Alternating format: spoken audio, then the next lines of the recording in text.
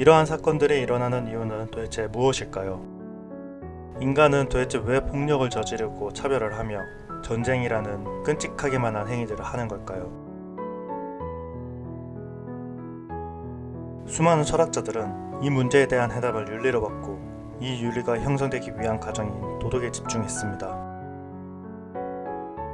서양 철학자 아리스토텔레스의 니코마스 윤리학에선 모든 것이 목표로 삼는 것이 곧 선이며 선은 행복을 추구하며 이 행복은 덕을 실천함으로 얻는 정신적인 활동이라고 했으며 동양 철학자 공자의 언행을 기록한 책인 논어를 보면 얘가 아니면 보지도 말고 얘가 아니면 듣지도 말며 얘가 아니면 말하지도 말고 얘가 아니면 움직이지도 않는다라고 언급할 정도로 도덕을 중시 여겼으며 아무리 강조하여도 부족하다 했습니다. 이러한 강조는 철학에서 뿐만 아니라 종교 또한 도덕과 윤리를 강조했습니다. 하지만 문명사회라고 불리는 21세기 현대사회에서도 여전히 폭력, 차별, 살인, 그리고 전쟁과 같은 끔찍한 일들이 비일비재하게 일어나고 있습니다. 그렇게 도덕과 윤리를 강조했음에도 불구하고 여전히 이러한 끔찍한 일들은 왜 일어나는 걸까요? 우리가 지금까지 강조했던 도덕이 부족했던 걸까요? 철학자 에마뉴엘 레비나스는 이 왜라는 질문에 우리는 우리의 도덕을 처음부터 다시 얘기해야 된다고 합니다. 그렇다면 도덕의 시작은 무엇일까요? 이 물음에 대한 답은 존재에 대한 물음에서부터 시작됩니다. 레비나스는 전통 서양 철학자들이 얘기하는 존재에 주목했습니다. 그들에게 존재란 참으로 존재하는 것. 존재는 한때 신, 진리, 정신, 그리고 이성이란 이름으로 불려왔습니다. 이처럼 존재라는 것은 시대에 맞춰 여러 이름을 불려왔지만 존재의 역할은 항상 같았습니다. 절대로 불변하는, 그것이 바로 존재를 상징하는 혹은 설명하는 문장입니다. 그렇다면 왜 이런 존재를 전통 서양 철학에서는 만들었을까요? 이유는 간단합니다. 우리 인간은 유한한 존재이자 불완전한 존재라고 생각했기 때문에 이 유한을 뒷받침해줄 완전하고 완벽한 존재를 원했기 때문이죠. 인간이 가지는 이 근본적인 불안감을 안정시켜줄 대상으로 말입니다. 레비나스는 이러한 존재 개념을 비판합니다.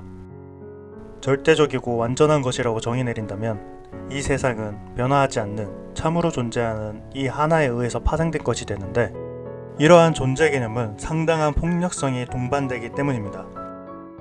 절대적으로 불변하지 않는 존재로부터 파생되었다는 것은 그 기준의 근거가 절대적으로 불변하는 존재에 있기 때문에 반대의 경우는 허락되지 않습니다.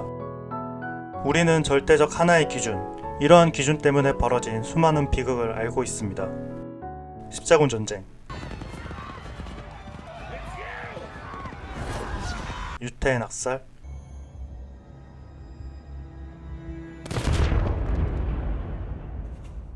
제국주의,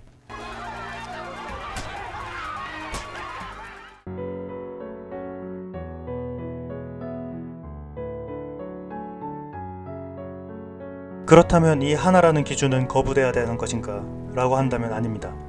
레비나스가 생각하는 존재는 교류하는 존재입니다. 절대적인 존재라는 기준점이 있고 그 기준점에 의해 살아가는 것이 아니라 내가 있고 너가 있으면 우리라는 다양한 존재들이 교류하며 살아가는 것이 레비나스의 존재입니다.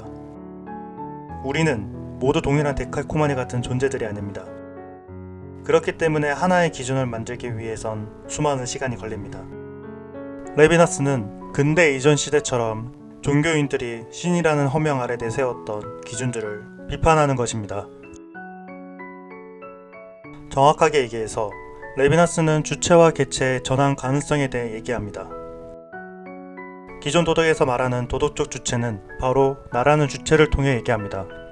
이는 주체의 기준에서 도덕을 바라본다는 의미로 내가 곧 기준이 된다는 겁니다. 하지만 레비나스에게 도덕적 주체는 내가 아닙니다. 홀로 있을 때는 나 자신이 기준이 되는 것이 이상하지 않지만 둘 이상이 된다면 그건 주체끼리의 충돌로 이루어지고 결국엔 폭력이 동반되기 때문입니다. 우리 인간은 불완전한 존재입니다. 그렇기 때문에 쉽게 흔들리기도 하고 꽉 막혀버리기도 합니다. 그렇기 때문에 인간은 자신의 마음이 편하고자 절대적인 존재를 찾아 기댑니다. 그리고 잘못된 행동을 하더라도 절대적인 존재에 기대어 현실을 외면해버리곤 하죠. 레비나스는 이런 모습을 경계한 것은 아닐까 합니다.